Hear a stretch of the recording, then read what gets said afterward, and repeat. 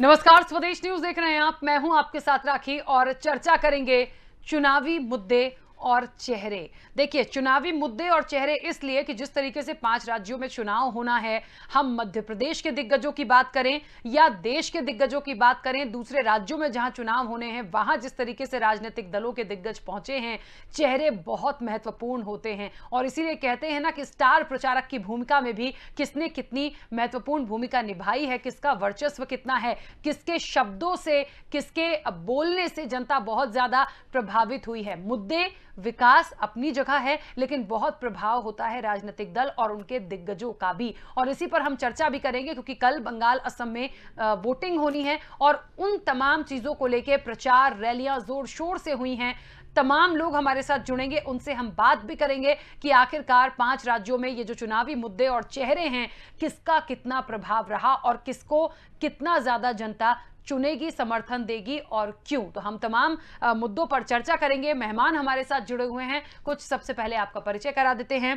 कांग्रेस प्रवक्ता मध्य प्रदेश से दुर्गेश शर्मा जी हमारे साथ जुड़े हैं। दुर्गेश जी, बहुत स्वागत चर्चा में शामिल होने के लिए। भारतीय जनता पार्टी का पक्ष रखने के लिए गोविंद मालू जी हमारे साथ जुड़े हैं। गोविंद जी, आपका भी बहुत स्वागत है। और मध्य प्रदेश से ही राजनीतिक विश्लेषक के रूप में रमेश शर्मा जी हमारे साथ जुड़े हैं। रमेश जी, आपका भी बहुत स्वागत है। अपने दर्शकों को बता दें कि दूसरे स्टेट से भी तमाम लोग हमारे साथ जुड़ेंगे, उनसे भी हम बात करेंगे। फिलहाल अपनी चर्चा की शुरुआत इन मेहमानों के साथ करते हैं। दुर्गेश जी, सबसे पहले चर्चा की शुरुआत आपसे करना चाहती हूं। बंगाल, असम में कल वोटिंग होनी है।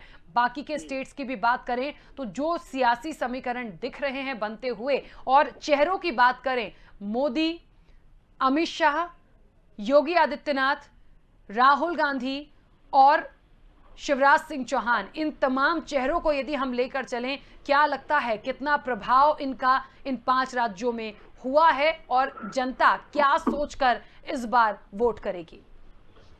राखी जी, चुनाव के अंदर जनता अब जो हिंदुस्तान में वोट कर रही है वो विश्वास, भरोसे और जो व्यक्ति सामने है उसका कार्यशैली आज हिंदुस्तान में हर तरफ देखने को मिल रहा है कि हिंदुस्तान की संपदा को माननीय मोदी जी की केंद्र में बैठी सरकार बेचने को तैयार है, आमादा है। हिंदुस्तानियों को हम पड़ोसी राज्यों में पेट्रोल जो बेचते हैं वो सस्ते दरों में हम खुद बेच रहे हैं और हमारे हिंदुस्तानियों को पेट्रोल 100 रुपए लीटर मिलता है। हर जगह केवल और केवल भ्रम और धोखा देने वाली आज भारतीय जनता पार्टी की जो टीम है उसको जवाब देना मुश्किल हो रहा है। इसलिए मोदी जी के पहले तो सिर्फ और सिर्फ ये एक ही नाम पर चुनाव लड़ते थे, माननीय श्री मोदी जी। आज इनको 10 नामों की आवश्यकता पड़ रही है। उसमें वो कुछ आप देखिए ऐसे भी नाम और ऐसे भी चेहरे हैं जो कभी कांग्रेस के साथ में कांग्रेस के नेतृत्व देते थे। आज भाजपा को उनकी भी जरूरत पड़ रही है। बिना उनके इनका खुद का वजूद नहीं है। और हमारे साथ में आप देखिए, हमारी टीम में सिर्फ और सिर्फ कांग्रेसी ही दिखाई देंगे, एक सोच के साथ दिखाई देंगे, देश को प्रगति के पथ पर चलने वाली सोच के संग दिखाई देंगे। और हम पूरे देश में, चाहे हम उत्तर में जाएं, चाहे दक्षिण में जाएं, चाहे पश्चिम में जाएं, चाहे हम पूर्व में जाएं, हम एक विचारधारा और एक सोच पे बात करते हैं। तो भारतीय जनता पार्टी हर क्षण, हर पल, हर क्षेत्र में अपनी विचार सोच बदलती है। ये कहते हैं कि हम एक संविधान पर बात करेंगे, एक विधान होना चाहिए, एक झंडा होना चाहिए, एक सोच के साथ में है, या बहुत सारी बातें ये एक एक करके करते हैं।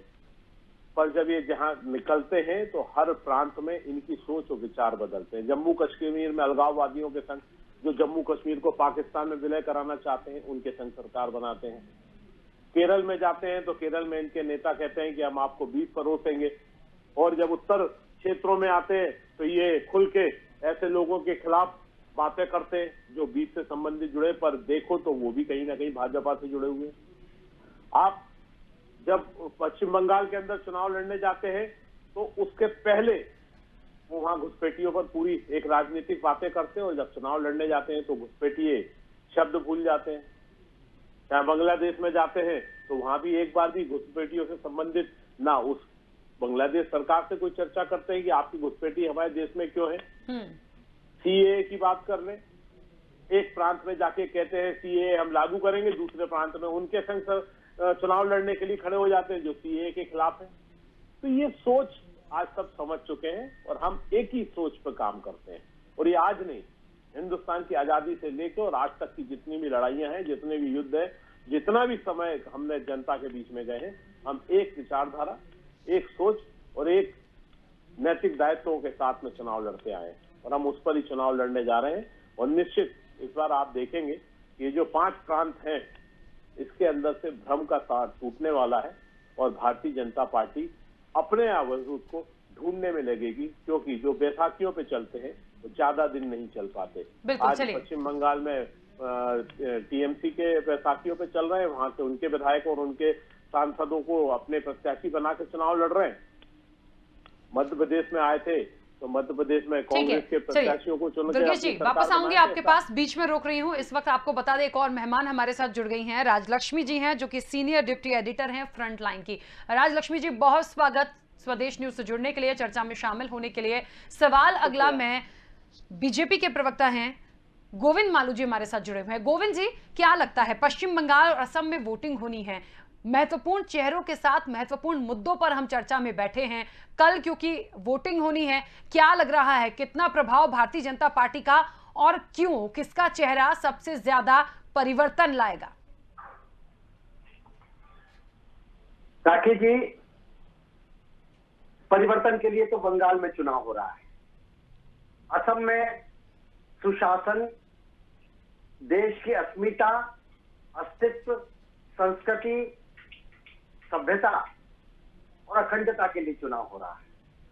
क्योंकि आसाम में जिस ढंग से कांग्रेस ने वहां पर उसको धर्मशाला बना दिया, आसाम को, आसाम ही क्यों, जो सीमावर्ती जो दूसरे पूर्वोत्तर राज्य हैं उनमें अपने वोट बैंक के लिए जिस तरह से कांग्रेस ने वहां पर अपने सिद्धांतों से समझौता किया, जो कह रहे थे मेरे मित्र कांग्रेस सिद्धांत पर रहती है, कांग्रेस के सिद्धांत हैं, कांग्रेस के कौन से सिद्धांत हैं? यदि कांग्रेस के यही सिद्धांत है तो लोगों ने इसीलिए नकारा उनको कि कभी AIUDF से समझौता करते हैं एक जगह पर, एक जगह मुस्लिम लीग से समझौता करते हैं, एक जगह ISF से समझौता करते हैं, इंडियन सेक्युलर फ्रंट। अब सेक्युलर है कि नहीं है, वो सेक्युलर का केवल एक वादा है, बाकी अंदर तो घोर सांप्रदायिकता है। देश में विभाजन के बीच जिन्होंने बोए और आज भी जो डेमोग्राफी को चेंज कर रहे हैं, इसलिए डिक्लाइन हुआ। मेरी बात पूरी हो जानी चाहिए दुर्गेश जी, आप लोगों को जो डिक्लाइन आपका लगातार इलेक्टोरल डिक्लाइन हुआ है, उसके पीछे सबसे बड़ी वजह यह है कि आपके सिद्धांत केवल सत्ता है। राष्ट्र पहले नहीं, पहले हम फिर राष्ट्र। पहले आपने जिस तरह से भ्रष्टाचार को बढ़ावा दिया, भ्रष्टाचारियों के साथ आप, हिंसक लोगों के साथ आप लगातार लगे रहे, आपकी जो रणनीति और आपकी जो आपका जो कार्य पद्धति है वो बिहार में आप कौन से नंबर पर चले गए, इसीलिए गए। बंगाल में आप तो कहीं मुकाबले में ही नहीं है। आप कभी किसी के जो लोग आपके पिछले हुआ करते थे, आप उनके पिछले हो गए। आपकी जो दुर्गति हुई है पूरे देश भर में, चाहे तमिलनाडु में एक समय आप, अरे हम तो बाद में आए, तमिलनाडु में आप राज करते थे, तमिलनाडु में साम्राज्य के बाद, और केरल में किस ढंग से आपने मुस्लिम लीग के साथ समझौता किया पूरा देश जानता है। तो देश की डेमोग्राफी को चेंज करके नए पाकिस्तान की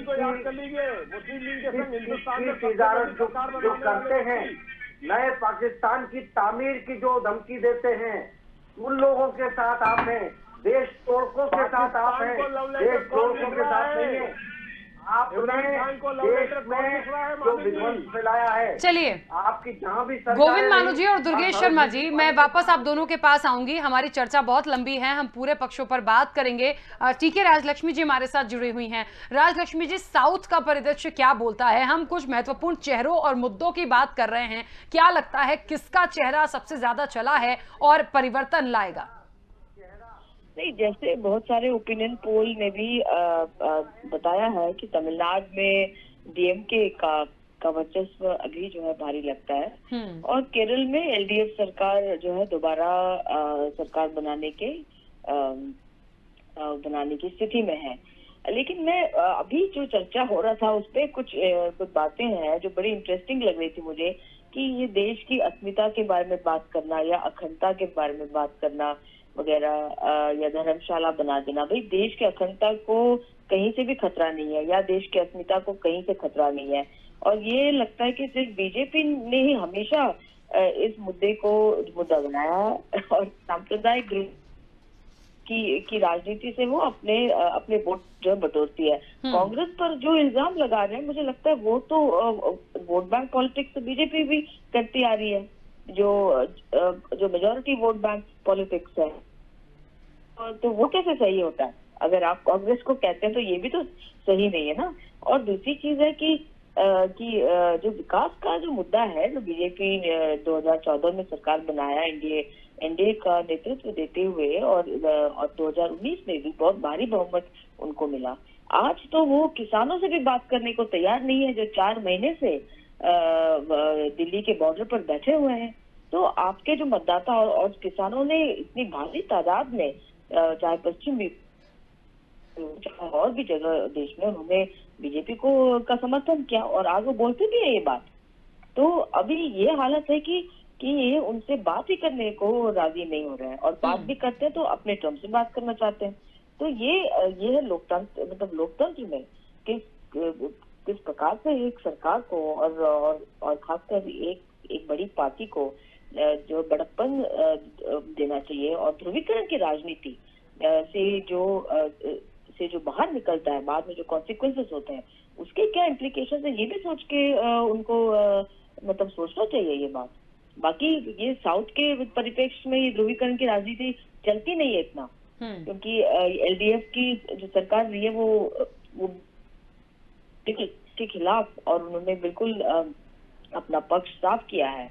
और दूसरी ओर है तमिलनाडु में भी इस प्रकार की ध्रुवीकरण की राजनीति चलती नहीं है, इसलिए वहां पे आपको जो पार्टी है उसके साथ आपको मिलके जो है कैंपेन तौर पे जो बीजेपी एडीएमके के साथ है। चलिए, तो और ये है ठीक, चलिए राजलक्ष्मी जी वापस आऊंगी आपके पास, रमेश शर्मा जी के पास आएंगे। रमेश शर्मा जी, क्या लगता है, हम जिन चुनावी मुद्दों और चेहरों की बात कर रहे हैं, किसका कितना प्रभाव दिखता है? बदलाव सब लोग चाह रहे हैं। निश्चित तौर पर यदि बंगाल की हम बात करें तो ममता अपना गढ़ इतनी आसानी से जाने नहीं देंगी, लेकिन भारतीय जनता पार्टी पूरी कोशिश करेगी कि खाता इस बार खुल जाए। असम की तस्वीरें देखें तो एक बार फिर से भारतीय जनता पार्टी काबिज होने की पूरी कोशिश कर रही है, लेकिन जो सीए और एनआरसी का मुद्दा है, बहुत ज्यादा वहां पर बातें ऐसी सुनने में आई हैं कि कुछ कर नहीं पा रही भारतीय जनता पार्टी, और शब्द भी नहीं निकल रहे हैं वहां पर, क्योंकि वहां बहुत विरोध है। इन तमाम चीजों को लेकर देखें, और इन चुनावी रैलियों का भी हम जिक्र करें, क्योंकि हमने कई आज बड़े चेहरों को भी उसमें शामिल किया है कि उनका जाना, उनकी बातें और उनका जो वादे हैं वो कितना प्रभाव डाल पाएंगे। देखिए, मोटे तौर पर राखी जी, जिन 5 राज्यों में चुनाव हो रहे हैं, इन 5 राज्यों का जो स्वरूप है या उसमें संघर्ष है, उसका स्वरूप पांचों का 5 प्रकार का है। अगर हम बंगाल में देखें तो वहाँ भाजपा और ममता बनर्जी के बीच में बिल्कुल आमने सामने की कांटे की लड़ाई है। परिणाम क्या होगा कुछ कहा नहीं जा सकता। अगर हम आसाम में देखें तो भाजपा गठबंधन और कांग्रेस के बीच में लड़ाई है। ये लड़ाई भी लगभग बराबरी पर है, और उसमें अगर भाजपा गठबंधन अपनी सरकार बनाए रख सके या सरकार खो दे, कांग्रेस सरकार में आ जाए, तो आश्चर्य नहीं होगा। लड़ाई वहाँ भी लगभग बराबर जैसी है, जैसे बंगाल में लड़ाई बराबर की है। अगर हम तमिलनाडु में देखें तो तमिलनाडु में भाजपा और कांग्रेस दोनों कहीं ना कहीं पीछे, तीसरे चौथे नंबर पर हैं। केरल में भी देखें तो ये दोनों पार्टियां बहुत पीछे हैं। और अगर हम पांडिचेरी में अगर देखें तो केरल में जो दल आगे है वो दल कहीं और प्रांतों में आगे नहीं है। तमिलनाडु में जो दल डीएमके थोड़ा सा मजबूत दिख रहा है वो किसी और प्रांत में नहीं है। और अगर हम पांडिचेरी की बात करें तो पांडिचेरी में स्थानीय स्तर पर मुझे नहीं लगता कि वहाँ पर कोई भी एक दल अपनी मेजॉरिटी बना लेगा। वहाँ जो भी सरकार बनेगी वो जोड़ तोड़ से बनेगी, जो भी बनाएगा। तो इन 5 राज्यों का 5 स्वरूप है। लेकिन एक बात यहाँ पर जरूर मैं कहूँगा कि अभी भाजपा प्रवक्ता अस्मिता की राष्ट्रवाद की बात कर रहे थे। निश्चित रूप से इन 5 राज्यों में भारतीय जनता पार्टी ने राष्ट्रीय अस्मिता और राष्ट्रभाव की ही बात की है। इसमें उन्होंने कोई अलग अलग, हाँ, उन्होंने जितनी दमदारी के साथ बंगाल में सीए कानून की और एनआरसी की बात करी, उतनी दमदारी उन्होंने असम में थोड़ी सी कम दिखाई। लेकिन केरल में उन्होंने उतनी दमदारी से बात की है, तमिलनाडु में उतनी दमदारी से बात की है, पांडिचेरी में उन्होंने उतनी दमदारी से बातचीत की है। तो मोटे तौर पर उन्होंने उस बात पर तो कहीं ना कहीं बहुत जोर दिया है। दूसरा, जहाँ तक सांप्रदायिकता की बात आती है, सांप्रदायिक राजनीति की बात हमारे तीनों साथियों ने कही है, तो मान करके चलिए कि देश में राजनीति का बीजारोपण सांप्रदायिकता के आधार पर ही हुआ। उस वक्त तो भाजपा का जन्म भी नहीं हुआ था, देश का बंटवारा सांप्रदायिकता के आधार पर हुआ। देश में जो राज्य बनाए गए वो भाषा के आधार पर राज्य बनाए गए। जो अंग्रेज कानून बनाए गए थे जाति के आधार पर, वो कानून आज भी चल रहे हैं। मैं यदि किसी व्यक्ति का जाति का उल्लेख करके उसका उल्लेख कर दूं तो मुझ पर बन जाएगा मुकदमा, लेकिन सरकार अपने हर काम में जाति प्रमाण पत्र मांगती है। तो ये जो कानून बना करके चलेगा, सांप्रदायिकता के आधार के कानून, जातीयता के आधार के कानून, ये जो अंग्रेज उसको छोड़ करके चले गए, उस पर हम चल रहे हैं। इस पर मैं चाहूंगा कि इसमें हम आपस में एक दूसरे की बात करने के बजाय देश के कानून में वो करें कि उसका एक स्वरूप हो, उसका एक विधान हो और एक निशान हो और एक पहचान देश की बने, तब देश मजबूत होगा। अब टक्कर की अगर हम बात देखें, कौन सा चेहरा हावी है, और इसमें कोई शक नहीं, इस वक्त मोदी का चेहरा बाकी दूसरे चेहरों से हावी है। समर्थन में भी मोदी आगे है और विरोध में भी मोदी आगे है। एक बड़ी संख्या में लोग हैं जो मोदी का समर्थन कर रहे हैं और बड़ी संख्या में लोग हैं जो मोदी का विरोध कर रहे हैं। परिणाम इस बात पर निर्भर करेगा कि ताकतवर विरोधी ज़्यादा ताकतवर रहते हैं या समर्थक ज़्यादा ताकतवर रहते हैं। अगर समर्थक ज़्यादा ताकतवर हैं तो मान कर चलिए कि बंगाल में परिवर्तन हो जाएगा, असम में सरकार रहेगी और जोड़ तोड़ के आधार पर वो पांडिचेरी में भी कहीं ना कहीं अपना सिक्का बना लेंगे, उनको 2 प्रांत छोड़ना पड़ेंगे। लेकिन अगर विरोधी उनके ताकत में रहे तो मान करके चलिए कि उनके हाथ से असम भी चला जाएगा, उनके हाथ से जो पांडिचेरी है वो भी चली जाएगी, और बंगाल, केरल और तमिलनाडु की बात तो अलग है। तो कुल मिलाकर के बहुत दिनों बाद ये चुनाव बहुत दिलचस्प हैं, जिसमें एक एक वोट की लड़ाई होनी है, एक एक सीट की लड़ाई होनी है। अब इसका परिणाम क्या होगा ये तो 2 मई को ही राखी जी पता चलेगा। बिल्कुल ठीक बात है, रोचक तो हैं देखिए। और पश्चिम बंगाल की खासतौर बात करें तो पूरे देश भर की निगाहें हैं, और इसलिए भी होंगी क्योंकि देखिए जिस पार्टी का वहां अस्तित्व नहीं दिखता था, वहां पर टीएमसी का गढ़ माना जाता है, ममता दीदी का गढ़ माना जाता है, वहां पर एक परिवर्तन यात्रा, बड़ी बड़ी रैलियां, बड़े बड़े रोड शो, जय श्री राम के नारे, और इन तमाम चीजों को लेकर आप ये भी देखिए कि जब चुनाव प्रचार चल रहा था और जब एक पैठ बनाना वहां दिग्गजों ने, मध्य प्रदेश के भी, और जेपी नड्डा हो, चाहे कैलाश विजयवर्गीय हो, चाहे शिवराज सिंह चौहान हो, इनके पहले जब वो लोग गए हैं तो हमले भी हुए हैं, गाड़ियों पर पथराव भी हुआ। ऐसा लग रहा था कि वहां पर भारतीय जनता पार्टी को टिकने दिया नहीं जाएगा, लेकिन बहुत सारी चीजें ऐसी देखने को मिली हैं, क्योंकि आप किसी को प्रचार करने से रोक नहीं सकते।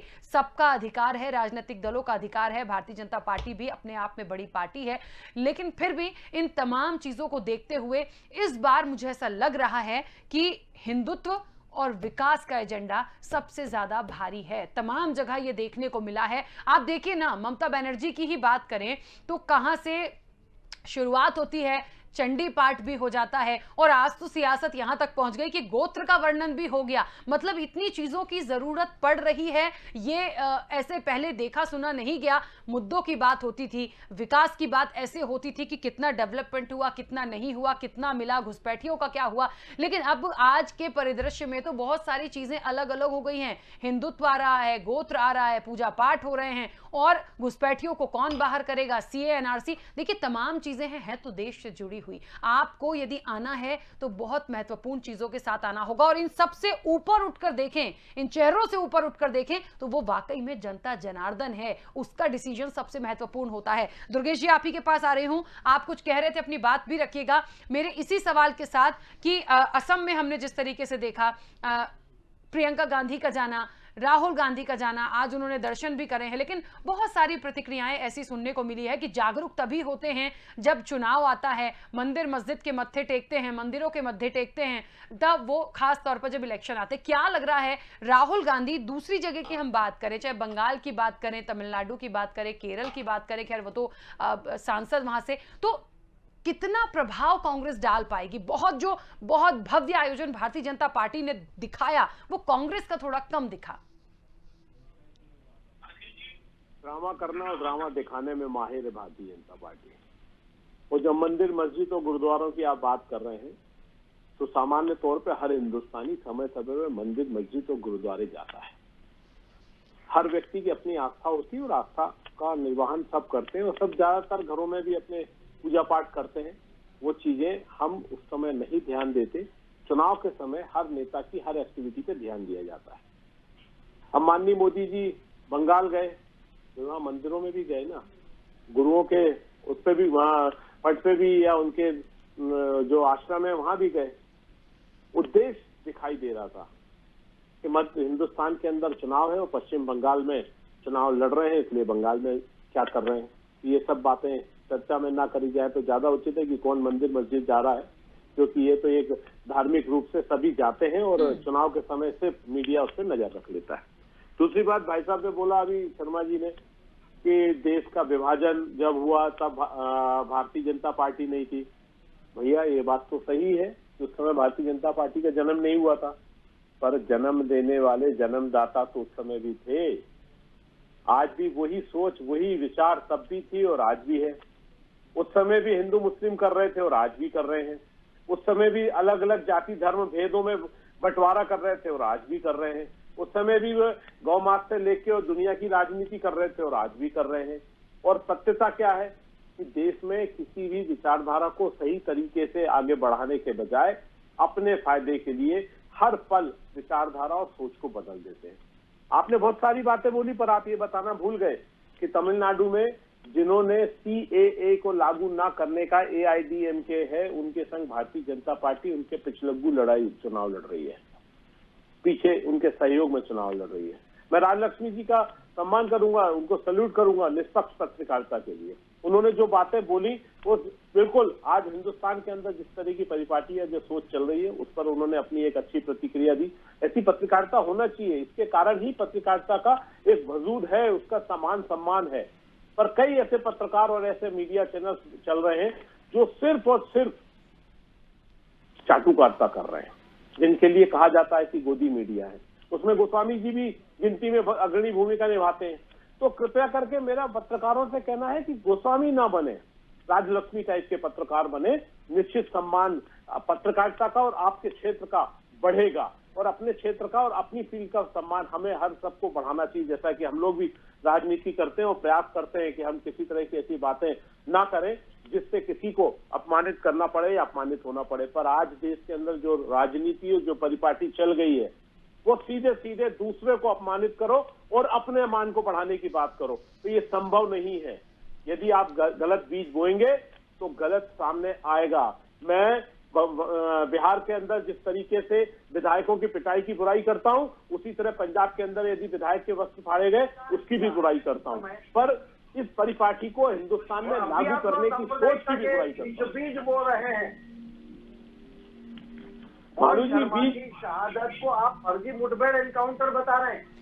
चलिए, उस पूरी चर्चा में हमारे साथ असम से वरिष्ठ पत्रकार चंद्र प्रकाश शर्मा जी भी जुड़ गए हैं। चंद्र प्रकाश जी, बहुत स्वागत चर्चा में शामिल होने के लिए। सवाल लूंगी, इस वक्त बीजेपी के प्रवक्ता कुछ कह रहे हैं, उन्हें सुन लेते हैं। बोलिए गोविंद जी। नाइक को आप बहुत बड़े संत मान रहे थे, क्या हुआ? अफजल जी बोलते हैं, ओसामा जी बोलते हैं आपके नेता। देखिए, देश न तो वेटिकन से चलेगा तो मक्का मदीना से चलेगा, ये भारत की संस्कृति और सभ्यता से चलेगा। आप लोग वेटिकन और मक्का मदीना की तरफ देखने वाले लोग हैं।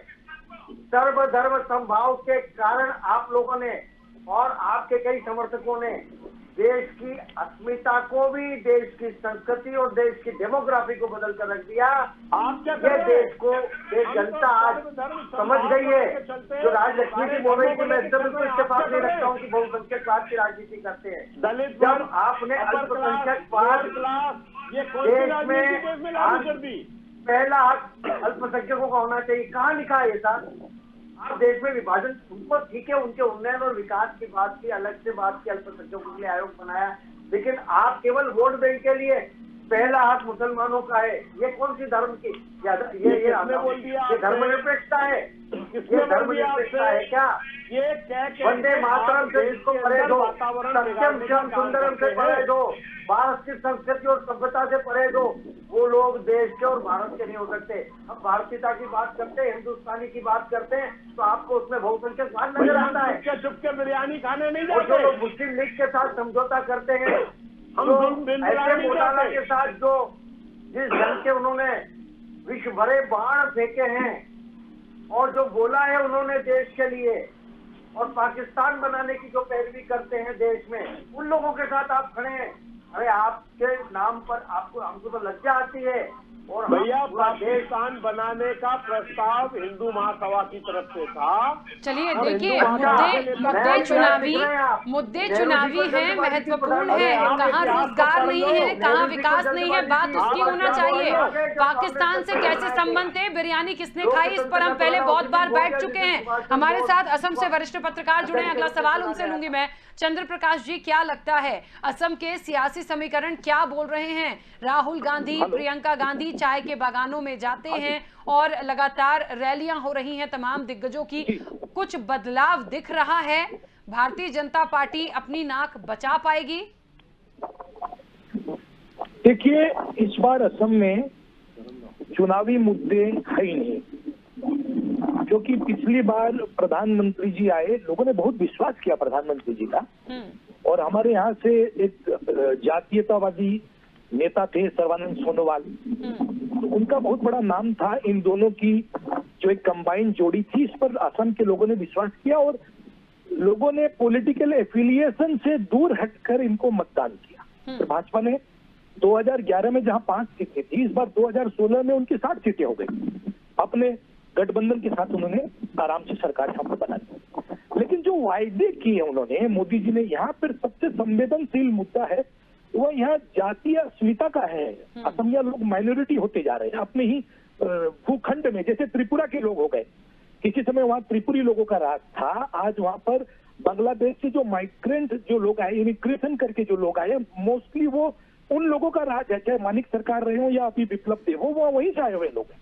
तो असम के सामने जो नेक्स्ट डोर नेबर है, उसको देखते हुए उन्हें ये भय है।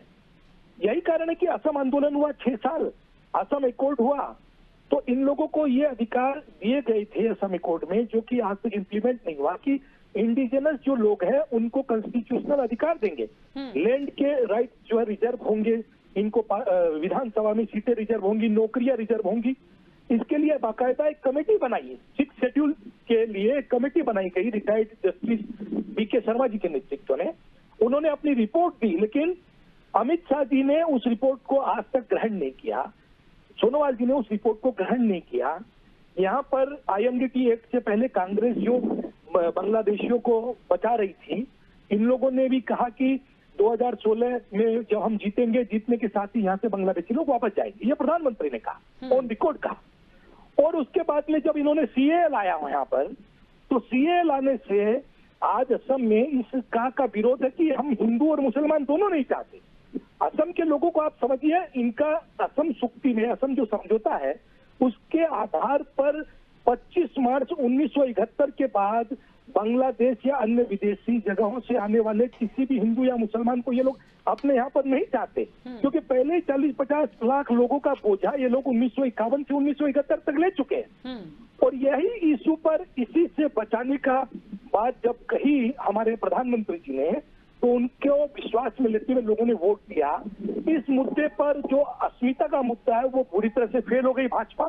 और विकास के क्षेत्रों में भी जहाँ न तो कोई इंडस्ट्रियलाइजेशन हुआ जैसा उन लोगों ने कहा, नहीं किसी प्रकार का ऐसा कोई ढांचागत या बुनियादी विकास दिखा। यहाँ तक कि लोगों में जो बेरोजगारी थी 2016 में जब कांग्रेस की सरकार गई, तो बेरोजगार यहाँ पर रजिस्टर्ड जो थे वो 16 लाख थे, आज 23 लाख हो गए। जिस समय लॉकडाउन हुआ पेंडेमिक के चलते, उस समय बहुत से लोगों ने अपनी नौकरियां खोई, उन लोगों को भी वापस से जो है नौकरियां नहीं मिली। तो भाजपा के खिलाफ जो असमिया बहुल इलाके हैं वहां पर एक माहौल है और वो डिसाइडिंग फैक्टर होगा। अपर असम की जो पहले 47 सीटों में चुनाव हुआ है, पिछली बार भाजपा को 37 सीट के करीबन मिली थी वहां पर। इस बार वहां पर भाजपा 15 से या उससे नीचे तक सिमट जाएगी, ऐसा एक अनुमान और अंदाज है। ठीक है, चलिए वापस आऊंगी, टीके राजलक्ष्मी जी के पास आ रही हूँ। राजलक्ष्मी जी, तमाम लोगों से बातचीत चल रही है, चर्चा को आप सुन रही हैं, और सवाल सबसे बड़ा यही होता है, क्या लगता है आपको व्यक्तिगत रूप से कि वाकई में ये जो 5 राज्यों के चुनाव हैं ये मुद्दों पर ही हो रहे हैं, या सिर्फ छीटाकशी है, या सिर्फ पिछली सरकार ने जो किया या नहीं किया, या देश में जो चीजें हम देख रहे हैं उन सबका ठीकरा एक दूसरे पर फोड़ रहे हैं? देखिए, अगर पिछली सरकारों ने किया या नहीं किया, उस पर अगर चुनाव अगर लड़े जाते तो बात अलग थी। तो वो ठीक है, वो इशू बेस्ड चुनाव होता है और मुद्दों पर चुनाव जो है लड़ा जाता है। लेकिन यहाँ जो एक कॉम्पिटिटिव एक कंपटीशन चल रहा है कि कौन बड़ा राष्ट्रवादी है, कौन छोटा राष्ट्रवादी है, सारा मुद्दा इसी पे जो है सिमट के रह गया, जबकि ये बिल्कुल नॉन इश्यू है। हमारे जो पॉपुलेशन के भी फिगर्स देख लीजिए और हमारे डेमोग्राफिक फिगर्स जो है बताते हैं ऐसा कुछ भी नहीं है कि जो माइनॉरिटी पॉपुलेशन बहुत बड़े तादाद में जो है जो बढ़ रहा है और इस देश के सारे रिसोर्सेस को खा जाएंगे, इस प्रकार का एक हवा बनाया जाता है। और हर चुनाव के पहले और कुछ पार्टियां इस प्रकार की भाषा जो है बोलती हैं और मतलब विकास करने के बजाय, नौकरियां देने के बजाय ये एक फर्जी राष्ट्रवाद जो का बेसिस पैदा होता है और एक फर्जी राष्ट्रवाद के बेसिस पर पूरा जो है चुनाव चलाया जाता है। मैं पूछती हूँ ये कैसा राष्ट्रवाद है जिसमें आप इंश्योरेंस को आप प्राइवेटाइज कर रहे हैं, उसमें एफडीआई का लिमिट आप जो बढ़ा रहे हैं, अपने पब्लिक सेक्टर को आप पूरा प्राइवेट के हाथ में दे रहे हैं, आप ऐसे कानून, कृषि कानून ला रहे हैं जिसमें कॉर्पोरेट को फायदा हो रहा है। तो एक न्यूनतम जो है वेज आप गारंटी नहीं कर पाते हैं 18,000 का अपने देश के जो वर्किंग क्लास को। तो ये सारे मुद्दे होने चाहिए, ये नहीं कि कौन घुसपैठिया है और घुसपैठिया आपके सारे नौकरियों, जब नौकरियां है ही नहीं तो वो घुसपैठिया आके क्या ले जाएंगे। लेकिन जो पिछले वक्ता ने कहा, जो असम के संदर्भ में ये बात सही है कि वहाँ पे पहले से ही एक आर्थिक संकट है, रिसोर्सेज पे काफी एक संकट है। तो उसमें अगर इसीलिए वहाँ पे सीए की जो खिलाफत दोनों ही कर रहे हैं, मतलब दोनों समुदाय करेंगे कि वो नहीं चाहते। भारतीय जनता पार्टी बोल रही है आपको राष्ट्रवाद लग रहा है कि बुरा शब्द है क्या? बहुलतावाद चाहिए क्या, राष्ट्रवाद नहीं चाहिए? तो क्या राष्ट्र प्रथम, नेशन फर्स्ट नहीं होना चाहिए? आप इससे इत्तेफाक रखती हैं कि नहीं? नहीं, आप नौकरियों के बारे में क्यों बात करते हैं? आज भारतीय जनता पार्टी यही बात करेगी, पैंडेमिक कोरोना को हुए 1 साल हो गया, आप लोग ने एक व्हाइट पेपर भी इशू नहीं किया। चलिए टीके राजलक्ष्मी जी, ये बीजेपी के प्रवक्ता हैं जो आपसे सवाल ले रहे हैं। समझ में आ रहा है क्या बोल रहे हैं? मुसलमानों के साथ क्या हो रहा है? मैं यही कह रही हूँ, आप लोग पैरवी करिए। प्रस्तुत नहीं किया, कितने लोगों की नौकरियां गई, कितने लोग, कितने प्रवासी मजदूर बेचारे मारे गए, इस पर कोई आंकड़ा ही नहीं है देश में। और ये कहते हैं राष्ट्रवाद, तो इनका राष्ट्रवाद तो खोखला लगता है मुझे। ठोस मुद्दों पे जब बात नहीं कर सकते तो ये खोखला राष्ट्रवाद काम आ जाता है। अरे ये तो बात साफ है। कलकत्ता आप लोग क्षेत्रों में जाइए, चीजों पर इलेक्शन क्यों नहीं लड़ते हैं? आप इतनी जहाँ पर दूसरे धर्मावलंबी रह नहीं पा रहे हैं, बड़े बड़े लीडर हैं आपके, आप लोग उनके साथ कितनी बेइज्जती कर रहे हैं कि कितने इंडस्ट्री आप सेटअप करेंगे, कितनी फैक्ट्रीज आप बनाएंगे, कितने लोगों को रोजगार देंगे, ये तो बताइए। ठोस रूप में कितना करेंगे आप? मणिपुर, त्रिपुरा, अरुणाचल प्रदेश की डेमोग्राफी बदल दी गई। चलिए, जो लोग वेटिकन का समर्थन करते हैं, जो लोग मक्का मदीना का समर्थन करते हैं, वो देश का समर्थन नहीं कर सकते। ठीक है, राष्ट्र पहले ये नहीं कह सकते। समर्थन कर लीजिए, वो तो सत्ता चाहिए और वोट हमारे देश के टुकड़े समर्थन कर लीजिए। चलिए, बहुत सारे मेहमान और जुड़े हैं, उनका पक्ष भी आ जाए। रमेश शर्मा जी के पास आ रही हूँ। रमेश जी, पूरी चर्चा को हम और आप सुन रहे हैं, वाकई में बहुत महत्वपूर्ण ये जानना हो गया और इसीलिए मैंने राजलक्ष्मी जी से पूछा भी था कि वाकई में चुनावी मुद्दे लग रहे हैं।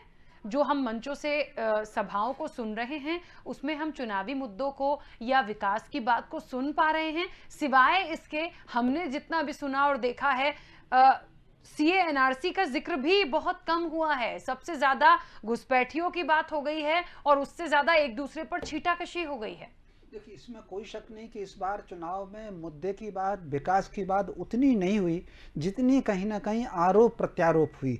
कहीं ना कहीं एक दूसरे के ऊपर जो हमले हुए हैं और ख़ास तौर से छवि भंग करने का जो अभियान चला है वो इस बार ज़्यादा हुआ है। और चूँकि सीमा प्रांतों में कहीं ना कहीं घुसपैठ की बात तो है, और घुसपैठ ने वहाँ न केवल आबादी का जो संतुलन है या अनुपात है वो बिगाड़ा है, बल्कि कहीं ना कहीं सामाजिक जीवन भी वहाँ पर बिगाड़ा हुआ है।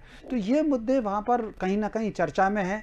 अब कौन इसको लाभ उठा पाएगा, कौन नहीं उठा पाएगा, कहीं ना कहीं स्वाभाविक रूप से ये एक सोचने की बात है कि भारत को कुछ लोग धर्मशाला क्यों समझते हैं। म्यांमार ने अगर किसी को मार रहा है तो वो भी यहाँ करके घुस गया, और हमारे लोग हैं, खासतौर से कुछ राजनीतिक दल ऐसे हैं जो घुसपैठियों को बाकायदा संरक्षण देते हैं और उनके समर्थन में आकर के खड़े होते हैं। तो कहीं ना कहीं ये सारे मुद्दे इस चुनाव में हैं। अब उसमें क्या वोट में कितना बदल पाएंगे वो तो एक देखने वाली बात है, क्योंकि राजनीति में सरकारें आती हैं जाती हैं। आज एक राजनीतिक दल है, कल को दूसरा राजनीतिक दल होगा, लेकिन देश पहले भी था, इन राजनीतिक दलों के अस्तित्व के पहले भी था और राजनीतिक दलों के अस्तित्व के बाद भी रहेगा। तो पहली चिंता देश की होनी चाहिए। और एक बात मैं दुर्गेश जी को सुधारना चाहता हूं, उन्होंने कहा था कि अलग पाकिस्तान और हिंदुस्तान की बात। अलग पाकिस्तान की बात सबसे पहले सर सैयद अहमद ने कही थी, और उनकी पुस्तक है जो 1887 का पब्लिकेशन है, और नेशनल बुक ट्रस्ट जो है वो उसके पब्लिकेशन में मौजूद है। 1886 में कांग्रेस भी ढंग से अस्तित्व में नहीं आई थी, तब सर सैयद अहमद ने, जो अलीगढ़ मुस्लिम विश्वविद्यालय के संस्थापक हैं, उन्होंने उसकी बात कही। फिर 1906 में ढाका में मुस्लिम लीग का जो गठन हुआ था वो भी कहीं ना कहीं एक अलग राष्ट्रभाव के आधार पर ही हुआ था। हिंदू महासभा मुस्लिम लीग के गठन के उसके बराबरी में आई थी। तो अलग राष्ट्र की बात सबसे पहले सर सैयद अहमद ने कही थी, और नेशनल बुक ट्रस्ट में नाम बता रहा हूँ, वहाँ उनके भाषण के अंश की पुस्तक है, और आप लेकर के देख लीजिए उसको। ठीक है दुर्गेश जी, आप ही के पास आ रही हूँ, अपनी बात रखिएगा। बिल्कुल आदरणीय रमेश जी, वो पुस्तक जिसकी आप चर्चा कर रहे हैं उसको और ढंग से पढ़ने का सोचूंगा, पर जो बात सत्यता है वो ये है कि हिंदू महासभा और मुस्लिम लीग दोनों ने मिलकर देश के विभाजन की नींव रखी थी, और ये सत्य मेरे देश के इतिहास में है। मालू जी सुन लीजिएगा, उसके बाद जवाब दीजिएगा, ज्यादा उचित रहेगा। आप बीच में बोलते हैं, आप राजलक्ष्मी जी के उस पर भी बोल रहे थे, उससे हल नहीं निकलेगा। बात यह है कि हिंदू राष्ट्रवाद पे चुनाव लड़ना है, भक्ति पे चुनाव लड़ना है, या किस चीज पे चुनाव लड़ना है। भारतीय जनता पार्टी ने पश्चिम बंगाल के अंदर एंट्री करी तो घुसपैठ के नाम पर वहां पर एंट्री करी, और आज चुनाव में अरे घुसपैठ को अच्छा मानते हैं क्या, आप ये बताइए, क्या घुसपैठ होनी चाहिए? इन्फिल्ट्रेशन जरूरी है देश के लिए, देश की उन्नति के लिए? ठीक है वो, हम तो इसका जवाब चाहते हैं। बात को सुन लीजिए, फिर उसके बाद बात नहीं सुनेंगे। देखिए, ये विदेशी आक्रांताओं ने फिर आप आमंत्रित कर रहे हैं विदेशी आक्रांताओं को, ये रोहिंग्या के रूप में, ये बांग्लादेशी घुसपैठिए के रूप में हमारी करना चाहते हैं। हमारी बहन बेटियों के साथ बलात्कार करके उनका धर्म परिवर्तन कराने वाले लोग हैं। ये नहीं चलेगा इस देश में। आप राखी जी उनसे बोलिए, नई सरकार है, चलिए अब मोदी है, गोविंद मालू जी आप ही के पास में आऊंगी। और हमारी दुर्गेश जी की बात पूरी हो जाने दीजिए, वो क्या कहना चाह रहे हैं हम सुन लें, उसके बाद मैं आ रही हूँ आपके पास। उनका नाम बदल देगा, ठीक है दुर्गेश जी बोलिए। देगा, अब नहीं चलेगा इस देश में। मालू जी, नाम बदलना और नाम नया रखने के अलावा भी देश में बहुत काम है। ये देश में हो चुका है धर्म परिवर्तन। गोविंद मालू जी उनकी बात पूरी होने दीजिए, मैं आ रही हूँ आपके पास, उनकी बात पूरी होने दीजिए। अपने बड़े सम्मान के साथ अपने भाइयों को पाकिस्तान भेजा, लेकिन पाकिस्तानियों ने आज भी हिंदू मंदिर तोड़े जा रहे हैं। क्यों नहीं बोलती कांग्रेस? क्यों नहीं बोलती पाकिस्तान में हिंदू मंदिर तोड़े जा रहे हैं?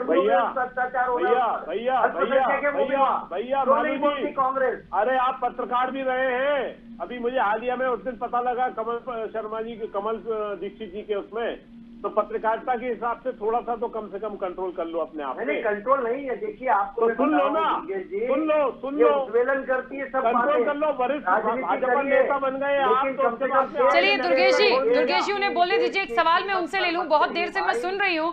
गोविंद मालू जी मुझे आप ये बता दीजिए, गोविंद मालू जी मेरा सवाल सुन लीजिए, उसका जवाब देना पड़ेगा, मैं बोलने ही नहीं दूंगी आपको, प्लीज मेरा सवाल सुनिए।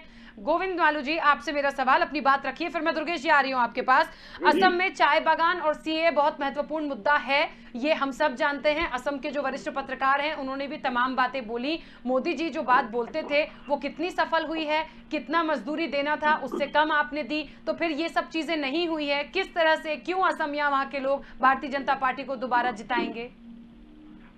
देखिए, जो भारतीय जनता पार्टी की सरकार ने वादे किए थे 5 साल में, इसका रिपोर्ट कार्ड और बैलेंस शीट लेकर जनता की अदालत में है भारतीय जनता पार्टी और पूरा अलायंस एनडीए। तो वो जनता अब निर्णय करेगी और कि सरकार के शासन में हमारी बेहतरी हुई। मैं ये कहने में कोई गुरेज नहीं मुझे कि कोई काम 100% तक नहीं होते, लेकिन उस दिशा में यदि काम किया गया और आगे तक बढ़ा है तो उसके आगे के जो बाकी बचे हुए काम अगली बार होंगे। लेकिन उस दिशा में काम नहीं किया गया, ऐसा बिल्कुल नहीं हुआ। जो जिन वादों को किया गया था उनको पूरा किया गया है। और जहां तक वहां की डेमोग्राफी का सवाल है, अस्मिता का सवाल है, उसके लिए भी भारतीय जनता पार्टी ने पूरी शिद्दत के साथ काम किया है।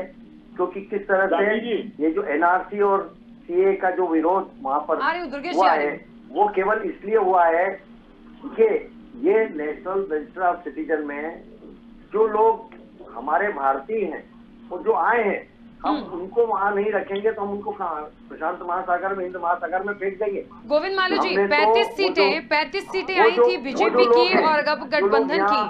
8 दलों के साथ कांग्रेस भी मैदान में है और वरिष्ठ पत्रकार असम के कह रहे हैं कि 15 से ज्यादा सीटें मुश्किल हैं बीजेपी की इस बार। और इससे पूरा असम सहमत है। और असम के बारे में क्या हमारे बंधु कहाँ जाएंगे? बाकी लोग चंद्र प्रकाश जी भी कुछ कह रहे हैं। अरब चले जाएंगे, यहाँ बात भारतीयों की नहीं है। बांग्लादेशियों को बचाने के लिए भाजपा यहाँ पर सीए लेकर आई है, जबकि उन्होंने कहा था हम बांग्लादेशियों को भगाएंगे। इनको पता नहीं है, आज तक एक भी बांग्लादेशी नहीं भगाया प्रधानमंत्री। चंद्र प्रकाश शर्मा जी अपनी बात रख रहे हैं। गोविंद जी असम से वरिष्ठ पत्रकार हैं। दूसरी बात जहाँ तक ये विकास की बात बोलते हैं, मैं आपको बोल देता हूँ कि आजादी के बाद में इतना मिथ्याचार करने वाली दल हमने दूसरा देखा नहीं। यहाँ पर इन लोगों ने क्या किया, माजुली जोरहाट में, माजुली से लेकर माजुली जो द्वीप है, नदी द्वीप, उस पर एक ब्रिज का निर्माण करने के लिए 2016 में आधारशिला रखी और 2021 में उसी आधारशिला को वापस रख दिया। 5 साल में काम पूरा नहीं हुआ। ऐसे ही धोबड़ी फूलबाड़ी में, गोविंद मालू जी एक निवेदन है आपसे, सुनिए तो वो कह क्या रहे हैं। हेलो, धोबड़ी फूलबाड़ी में भी इन्होंने यही किया, एक पुल की आधारशिला रखी ब्रह्मपुत्र नदी पर और 2021 में वापस उसी को रख दिया। इनकी सरकार ने वायदे किए थे असम के लोगों से कि हम लोग जो है ये आपके चाय जनजाति की मजदूरी 351 रुपया करेंगे, नहीं कर पाए। इन लोगों ने कहा कि हम नौगांव और कछार जो पेपर मिल रहा है उसको पुनः वापस शुरू करेंगे, नहीं कर पाए। इन लोगों ने जितने वायदे किए सब फेल हो गए। इसी का कारण है कि अब ये लोग इस बार खाली अजमल की बात करते हैं, जो मुश्किल से 15 सीट जीतेंगे उसको मुख्यमंत्री। सभ्यता की बात करते हैं, ये सभ्यता, असमिया सभ्यता, असमिया संस्कृति खतरे में है।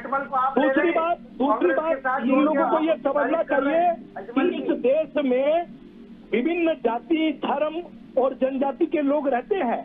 ये असम को बांग्लादेश बनाकर कौन से भारत का निर्माण करना चाहते हैं, खाली भारतीय जनता पार्टी बता सकती है। चलिए, मुझे लगता है एक एक करके बोलेंगे ना तो जितने भी तमाम दर्शक हैं हमारे, उन्हें बहुत अच्छे से समझ में आएगा कि हम चर्चा जिस चीज पे कर रहे हैं उसमें कौन सही है, कौन गलत है और क्या किया जाएगा। शरीयत चलेगी, आप चाहते हैं शरीयत में जिए आप।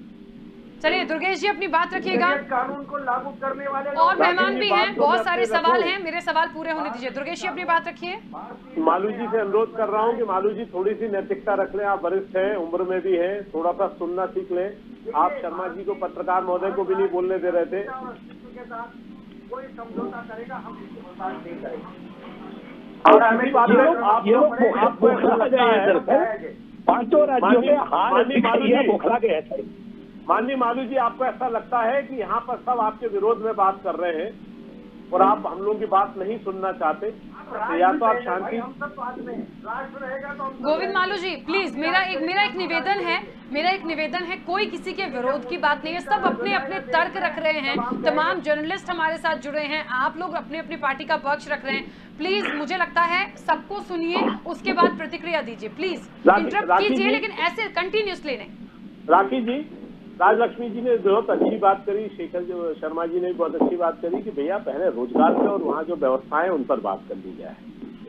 यदि आपने पहले सरकार बनाने के सामने असम में कहा था कि हम चाय पत्ती तोड़ने वालों के वहां पर लेबर रेट बढ़ाएंगे, उनको वहां पैसा देंगे, आपने नहीं दिया। यदि ये सवाल उठता है तो उसका जवाब देना चाहिए, बजाय इस बात को लेके कि आप रोजगार नहीं दे पा रहे। आपने तो जब केंद्र में चुनाव लड़ा था 2 करोड़ प्रतिवर्ष रोजगार देने की बात करी थी। तो आज जब भी ये सवाल आते हैं तो सिर्फ और सिर्फ हिंदू मुस्लिम, पाकिस्तान हिंदुस्तान, घुसपैठिए, रोहिंग्या या पश्चिम बंगाली, मतलब इस पर बातें करने लगेंगे।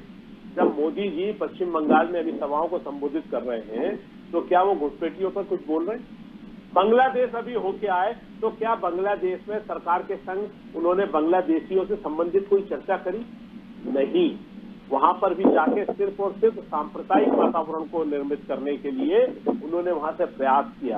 वहां पे वोट बैंक को प्रभावित करने के लिए कि इस समाज का वोट हम कैसे प्रभावित कर सकते हैं पश्चिम बंगाल में, वो वहां पर प्रयास किया। देश के प्रधानमंत्री हैं, प्रधानमंत्री की हैसियत से कार्य करने के बजाय वो भारतीय जनता पार्टी के नेता की तरह काम करते हैं। यही दुर्भाग्य है। उनको नेता की तरह नहीं, देश के प्रधानमंत्री की तरह हैसियत से वहां पर काम करना चाहिए था। आनंद आता, सबको आनंद आता कि जब देश के प्रधानमंत्री पश्चिम बंगाल में जाकर, क्षमा चाहूंगा, बांग्लादेश जाके बात करते हैं कि आपके देश के घुसपैठिए हमारे देश में घुस रहे, उनके लिए कुछ चर्चा कर ली जाए, उनके लिए वहां से कुछ विस्थापन की कोई कार्रवाई पे अपन चर्चा कर ले। पर नहीं, वहां भी जाके सिर्फ और सिर्फ वोट बैंक कैसे साधा जाए इस पर चर्चा करिए। अभी जब पत्रकार बंधुओं ने पश्चिम बंगाल से आपने पत्रकार बंधु जुड़े, आसाम से आपने जुड़े, बहुत एक संयमता से हमें उनकी बात को सुनना चाहिए, पर भारतीय जनता पार्टी सुनने को तैयार नहीं। जवाब देने की तो बहुत बात की बात है। आप सवाल नहीं सुनेंगे तो इसका मतलब ये नहीं है कि सवाल खत्म हो गए हैं। यदि आप सवालों को छुपाने का प्रयास करेंगे अपनी आवाज में, इसका मतलब ये नहीं कि सवाल आपके सामने दब जाएंगे। सवाल अपनी जगह स्थिति में रहेंगे। हाँ, आप ये सोचते हो कि भाई मशीन तो हमारे कब्जे में है, सत्ता हम हथिया लेंगे, तो भैया मशीनें भी फेल होती है। ये हिंदुस्तान है और हिंदुस्तान के जब आम जनमानस निकल के बाहर आएगा तो अंग्रेजों की मशीन गले तक फेल कर दी थी, तो आपकी फेल हो गए। चलिए, टीके राजलक्ष्मी जी के पास आ रहे हैं। राजलक्ष्मी जी, क्या लगता है जिस तरीके से चर्चाएं हो रही हैं, अब इंतजार देखिए नतीजों का होगा। वोटिंग है, बहुत कुछ पता चलता है वोटिंग के परसेंटेज से भी। बंगाल, असम के साथ साथ हम तमाम जगह की चीजें लेकर चल रहे हैं। क्या लगता है, ऐसी सिर्फ जो जुबानी जंग मुझे लगता है यहाँ पर चल रही है कि सिर्फ इंटरप्ट करना है, मुद्दों पे बात नहीं करना है, यही चुनावी रैलियों में भी हमने देखा है। कितना प्रभाव लग रहा है आपको, और जनता अब असल में क्या चाहती है? बिल्कुल, ये एक स्टाइल बन गया है। जोर जोर से जो है, एक तो टीवी डिस्कशंस में हावी हो जाना, और दूसरा पब्लिक मीटिंग्स में भी इस तरीके का भाषा का इस्तेमाल करना, जिससे क्या होता है कि विपक्ष की पार्टियां भी उस प्रकार से रिएक्ट करने लगती हैं। तो ये टर्म्स ऑफ रेफरेंस कौन सेट करता है? ये जो भारतीय जनता पार्टी नाम है ना, भारतीय सांप्रदायिक ध्रुवीकरण पार्टी नहीं नाम इनका, तो इनको नहीं करना चाहिए। मतलब जनता, आप सभी जनता को रिप्रेजेंट करते हैं इस देश के। आप संविधान के जो है दायरे में आते हैं। इस देश में इतनी विविधता है, ये हमारी खूबी है। इस विविधता को जो बनाए रखने चाहिए, यह नहीं कि इसको पूरा जो है तितर बितर कर दें और इसको हमेशा एक इलेक्शन जो है मुद्दा बनाए। हमेशा हर इलेक्शन में यही मुद्दा बनाते हैं, क्योंकि उनकी जो नाकामियां है उनको छुपाने के लिए ये एक कवच बन जाता है। 2014 में जो लोगों ने 2019 में भी जिताया, क्योंकि यूपीए के टाइम में जो चीजें नहीं हो सकी इसलिए इनको वोट दिया। लेकिन आपने इसके लिए वोट दिया इनको कि आप हमेशा हर इलेक्शन में यही लैंग्वेज इस्तेमाल करते हैं। तो ये या तो एक मानसिक दिवालियापन मुझे लगता है एक लेवल पे, या तो ये है कि उनको लगता है कि लोगों को ऐसे ही बोल के वोट हथियार दिया जाए, बढ़िया दिया जाए हर इलेक्शन में। तो ये गलत है, क्योंकि इसका जो खामियाजा जो है ये हमारे जो राष्ट्रवादी है ना, वो चिंतित है इस बात को लेके कि इस देश में इस प्रकार का अगर ध्रुवीकरण होगा तो इस देश का क्या होगा। ये असली राष्ट्रवादी है ना, वो चिंतित है, इसलिए जो फर्जी राष्ट्रवादी है वो तो ये करते रहेंगे। चलिए, आप फर्जी राष्ट्रवादी की परिभाषा करने वाले कौन? देश की बात करने वाला फर्जी राष्ट्रवादी के असली राष्ट्रवादी है? चलिए, रमेश शर्मा जी जुड़े हुए हैं। चलिए ठीक ठीक है, बहुत सारी आपत्ति है। सबसे अंतिम प्रतिक्रिया में मैं आपको भरपूर समय दूंगी गोविंद जी, बहुत सारे लोग और उनकी बात आ जाए, मैं आ ही रही हूँ, पूरी बात अपनी रखिएगा। रमेश शर्मा जी लगातार हमारे साथ जुड़े हुए हैं। रमेश जी, क्या लग रहा है पूरी चर्चा से? मुझे ऐसा ही लग रहा है कि जो चुनावी रैली में हम देख सुन रहे थे, मुद्दों की बात करनी थी, मुद्दों की बात यहाँ पर भी बैठे हैं, बहुत स्पष्ट सटीक आकलन हमारे वरिष्ठ पत्रकार जो तमाम जगह से जुड़े हुए हैं वो दे भी रहे हैं, और वो वही दे रहे हैं क्योंकि देखिए हम और आप मध्य प्रदेश में है, लेकिन असम में जनता क्या सोच रही है, असमिया क्या सोच रहे हैं, उनकी क्या मांगे हैं, पिछली सरकार ने उनको क्या दिया क्या नहीं दिया, पश्चिम बंगाल की क्या स्थितियां हैं, ये वहां का फीडबैक है जिस पर हम बात कर रहे हैं, वहां की प्रतिक्रियाएं जिस पर बात कर रहे हैं, लेकिन उस पर भी आपत्ति। मोटे तौर पर जैसा कि चुनाव में है कि मुद्दे की बात करने के बजाय कहीं ना कहीं आक्षेप की जो शैली है वो हमको आज डिबेट में भी मिल रही है। हालांकि असम से जो हमारे साथी हैं चंद्र प्रकाश जी, उन्होंने वाकई कुछ मुद्दे उठाए हैं और उन मुद्दों का जवाब तो आना ही चाहिए, इसमें कोई शक नहीं कि असम के लोग असम की संस्कृति के लिए संघर्ष कर रहे हैं, तो मोटे तौर पर उनकी संस्कृति की बात तो आनी ही चाहिए। और संस्कृति पर कितना काम वहाँ की सरकार ने किया है मुझे उसका अंदाज नहीं है कि वहाँ की सरकार ने कितना काम किया है और कैसे असम वहाँ पर फिर से हो, क्योंकि असम वो स्थान है वहाँ पर भगवान परशुराम जी का जो कुंड बना हुआ है, वहाँ देवी रेणुका का मंदिर है। असम वो स्थान है कि भगवान परशुराम जी के कुंड में स्नान करके देवी रेणुका के दर्शन होते हैं, तो चूँकि असम वो स्थान है वहाँ, तो कुल मिलाकर के उसकी संस्कृति की रक्षा की बात तो होना चाहिए। और जो लोग बाहर से आकर के संस्कृति का और जो जीवन शैली का संतुलन कर रहे हैं उस पर तो रोक लगना ही चाहिए, चाहे वो सीएए के कानून के माध्यम से लगे या किसी नए कानून की ज़रूरत पड़े वो बनना चाहिए, लेकिन कहीं ना कहीं स्थानीय संस्कृति को तो रहना चाहिए। और हो सकता है ये, इसमें कोई शक नहीं कि असम के चुनाव में इस बात को लेकर के ये प्रभाव करेगा।